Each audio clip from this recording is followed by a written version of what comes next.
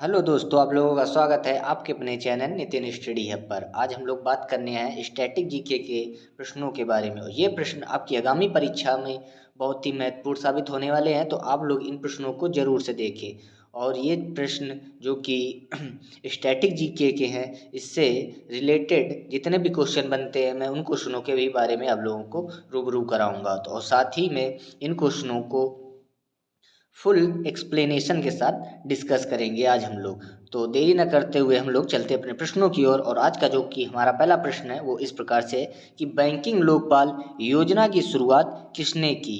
पहला है question, banking Lokpal योजना की शुरुआत किसने की। ऑप्शन ए भारतीय reserve bank, option B SBI, option C ICICI bank और ऑप्शन डी है पीएनबी बैंक। तो जो इसका राइट आंसर होगा, उसका राइट आंसर होगा ऑप्शन ए भारतीय रिजर्व बैंक ऑफ इंडिया। इन्होंने ही बैंकिंग लोकपाल योजना की शुरुआत की थी। और जो इसकी शुरुआत हुई वो 1 जनवरी 2006 से शुरुआत यानी लागू की गई थी। और बैंकिंग लोकपाल आरबीआई द्वारा नियुक्त वह व्यक्ति है जो बैंकिंग सेवाओं में कतिपय कमियों के संबंध में ग्राहकों की शिकायतों का समाधान करता है। इसी के अलावा आरबीआई भारत का केंद्रीय बैंक है। और आरबीआई का जो मुख्यालय है वह मुंबई में स्थित है। और आरबीआई को बैंकों का बैंक भी कहा जाता है। और आरबीआई की जो स्थापना हुई इसके बारे में बात करेंगे। तो जो इसकी स्थापना हुई आरबीआई की, वो हुई 1 अप्रैल 1935 को। और वर्ष 1949 में आरबीआई का राष्ट्रीयकरण भी किया गया है। तो इसका राइट आंसर होगा रिजर्व बैंक ऑफ इंडिया। इसी के अलावा चलते हैं आज के अपने नेक्स्ट क्वेश्चन की ओर। और आज का हमारा नेक्स्ट क्वेश्चन है, नेक्स्ट क्वेश्चन इस प्रकार से है कि निम्नलिखित में से कौन सा सुमेलित है। तो option A blue book UK सरकार का आधिकारिक report, option B green book Italy और ईरान सरकार की आधिकारिक प्रकाशन और ऑप्शन सी है ग्रे बुक जापान और बेल्जियम सरकार की आधिकारिक रिपोर्ट। तो जो इसका राइट आंसर होगा वो ऑप्शन डी होगा, यानी सभी राइट होंगे। यानी ब्लू ब्लू बुक जो है वो यूके सरकार का आधिकारिक रिपोर्ट है। और ग्रीन बुक जो है वो इटली और ईरान सरकार की आधिकारिक प्रकाशन है। और जो ग्रे बुक जिसे बोला जाता है वो जापान और बेल्जियम सरकार की आधिकारिक रिपोर्ट है।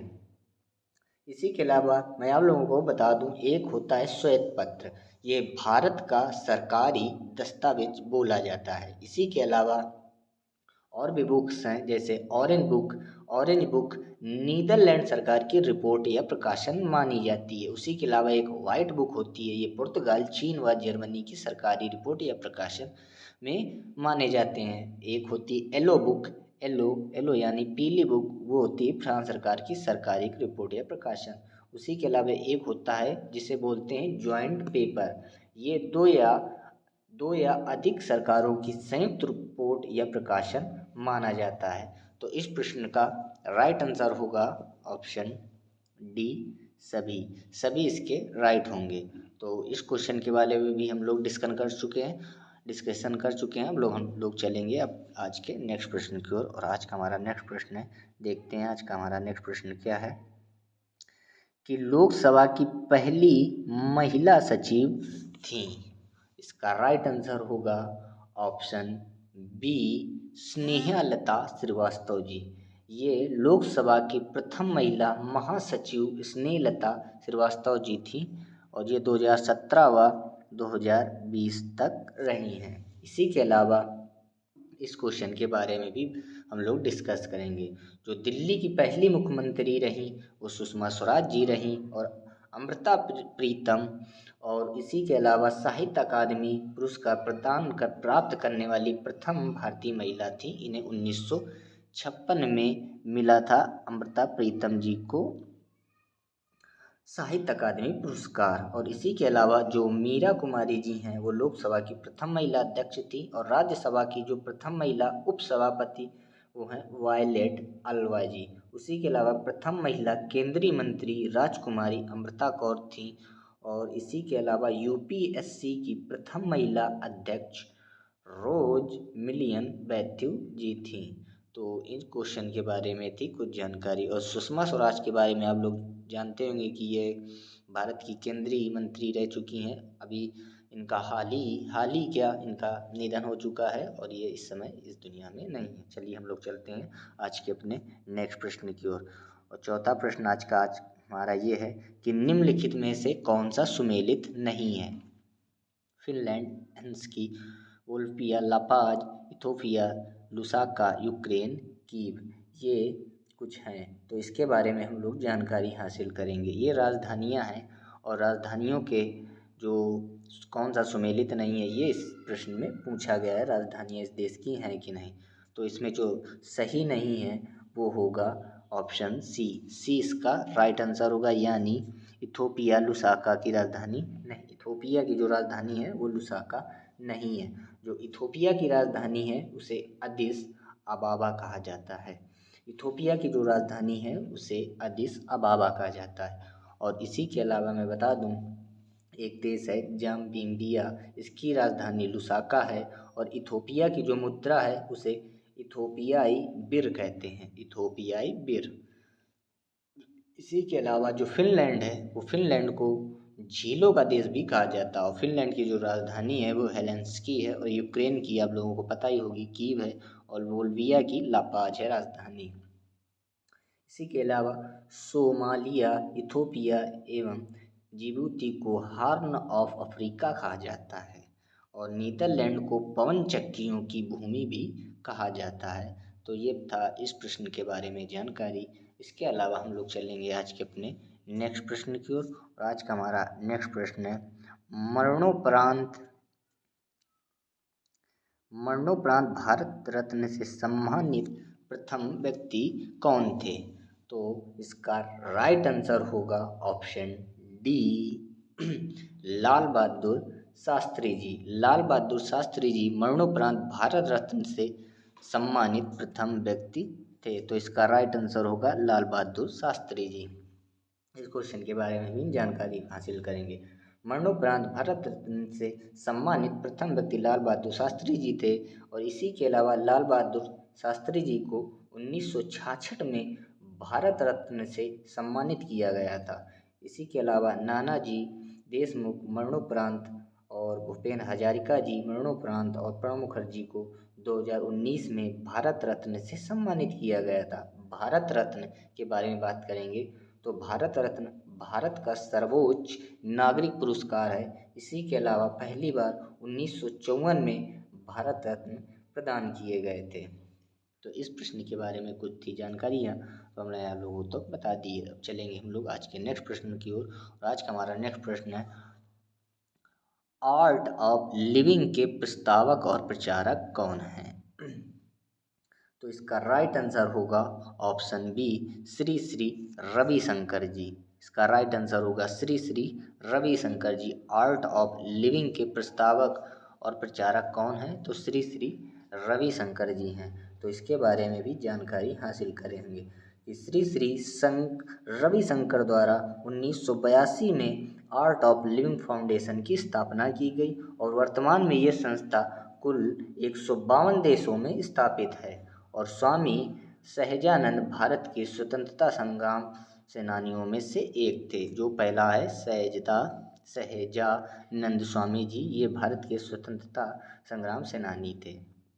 तो इस प्रश्न के बारे में ये थी कुछ जानकारी। हम लोग चलेंगे आज के अपने नेक्स्ट प्रश्न की ओर और आज का हमारा नेक्स्ट प्रश्न है लिखित दस्तावेज है जो एक मानव वैज्ञानिक संस्कृति का चित्रण दर्शाते अनुसंधान से तैयार करता है।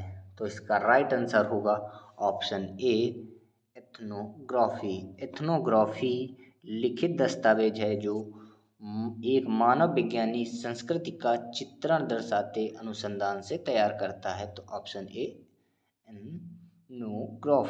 एथनोग्राफी के बारे में बात करेंगे। तो एथनोग्राफी लिखित दस्तावेज है जो एक मानव वैज्ञानिक संस्कृति का चित्रण दर्शाते अनुसंधान से तैयार करता है। कल्चर वह विचार है जो किसी व्यक्ति की अपनी मान्यताओं, प्रार्थनाओं और मूल्य को उस व्यक्ति की अपनी संस्कृति के आधार पर समझना चाहिए।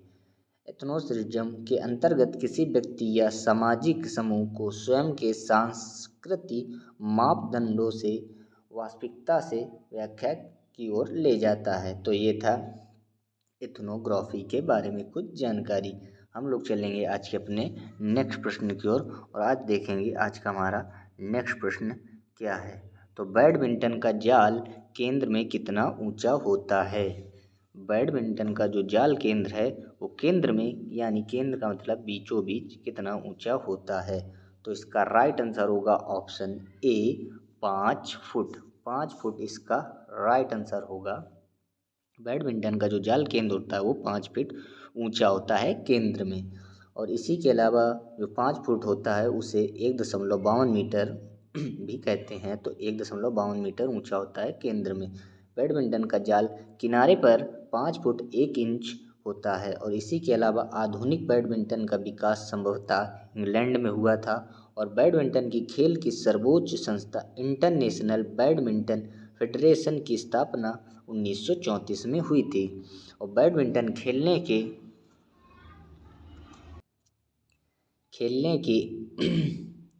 परिसर को कोर्ट कहा जाता है, यानी मतलब बैडमिंटन जिसमें खेला जाता है उसे कोर्ट कहा जाता है। और जो कोर्ट की लंबाई होती है उसे 44 फीट तथा 44 फीट लंबाई और चौड़ाई 20 फीट होती है। और कार्क का जो वजन होता है, जो गेंद होती है उसकी कार्क, उसका वजन 4.74 से 5.51 ग्राम होती है। ये थे कुछ क्वेश्चन के बारे में जानकारी। हम लोग चलेंगे आज के अपने नेक्स्ट प्रश्न की ओर। नेक्स्ट प्रश्न है, साजन प्रकाश किससे संबंध रखता है। ये 9 नंबर क्वेश्चन है। 9 नंबर, साजन प्रकाश किससे संबंध है। Option A boxing, option B तैराकी, option C cricket, option D hockey. तो इसका राइट आंसर होगा ऑप्शन बी तैराकी। तैराकी से यह साजन प्रकाश संबंध रखता है। साजन प्रकाश तैराकी से संबंधित है तथा साजन प्रकाश ओलंपिक में क्वालिफायर करने वाले पहले भारतीय तैराक थे। साजन प्रकाश जो हैं वो तैराकी में भारत के पहले क्वालिफायर करने वाले तैराक माने जाते हैं। साजन प्रकाश भारत के केरल राज्य के रहने वाले हैं। और इसी के अलावा और बात बता दूं कि मैरी कॉम एवं विजेंद्र सिंह भारतीय मुक्केबाज हैं। और मेजर ध्यानचंद जी जो हॉकी से संबंधित हैं, उनको हॉकी का जादूगर भी कहा जाता है। इसी के अलावा हम लोग चलेंगे आज के अपने नेक्स्ट यानी लास्ट प्रश्न की ओर। और आज का हमारा जो लास्ट प्रश्न है वो ये है, दादा साहब फाल्के पुरस्कार निम्नलिखित में से किस क्षेत्र से जुड़ा हुआ है। तो राइट है, ये आप लोगों को पहले से ही पता होगा कि दादा साहब फाल्के पुरस्कार सिनेमा से संबंधित रखता है। तो राइट आंसर होगा ऑप्शन बी। इसके बारे में बात करेंगे। दादा साहब फाल्के पुरस्कार सिनेमा के क्षेत्र से जुड़ा हुआ पुरस्कार है। और इस पुरस्कार की जो शुरुआत हुई वो 1969 ईस्वी में की गई, यानी जो इसकी शुरुआत हुई वो हुई 1969 यानी 1969 को इसकी शुरुआत की गई। और इसी के अलावा दादा साहब फाल्के भारत के प्रथम फिल्म निर्माता थे। इसी के साथ ही ये अवार्ड प्रदान किया जाना शुरू हुआ था। ये पुरस्कार सूचना व प्रसारण मंत्रालय के अंतर्गत फिल्म समारोह निदेशालय द्वारा दिया जाता है। इस पुरस्कार में स्वर्ण कमल पदक और 10 लाख का नगद पुरस्कार शामिल है। ये पुरस्कार सर्वप्रथम देविका रानी रोरिक जी को दिया गया था, जो भारतीय हैं, एक अभिनेत्री थी देविका रानी रोरिक जी को ये पुरस्कार प्रथम बार दिया गया था। तो ये इस पुरस्कार की शुरुआत कब हुई, ये इस पुरस्कार की शुरुआत हुई 1969 ईस्वी में। तो ये थे कुछ प्रश्न आपकी आगामी परीक्षा के लिए बहुत ही महत्वपूर्ण हैं। आप लोग इन प्रश्नों को जरूर से नोट कर लीजिएगा। और साथ ही में आप लोगों को अति महत्वपूर्ण बिंदु की कोई बात बता दें तो जो साइना नेहवाल जी हैं उनका उपनाम आप लोगों को पता है तो कमेंट बॉक्स पर ज़रूर हमें बताइएगा। और इसी के अलावा मैं आप लोगों को बता दूं कि विश्व बैडमिंटन चैम्पियनशिप की शुरुआत कब की गई, ये आप लोगों को पता हो तो आप लोग कमेंट बॉक्स पर ज़रूर बताइएगा। वैसे मैं आप लोगों को बता दूं कि विश्व बैडमिंटन चैम्पियनशिप की शुरुआत 1977 ईस्वी में हुई थी। और इसी के अलावा साइना नेहवाल जी का जो उपनाम है उसे स्टेपी साइना भी कहते हैं। तो ये थे कुछ प्रश्न आप लोगों के लिए तो आप लोग इस वीडियो को लाइक शेयर ज़रूर करिएगा और इस चैनल पर नए आए हो तो चैनल को सब्सक्राइब ज़रूर करिएगा। मिलते हैं एक नेक्स्ट सेशन में, तब तक के लिए जय हिंद और अपने आसपास सफाई ज़रूर बनाए रखिएगा।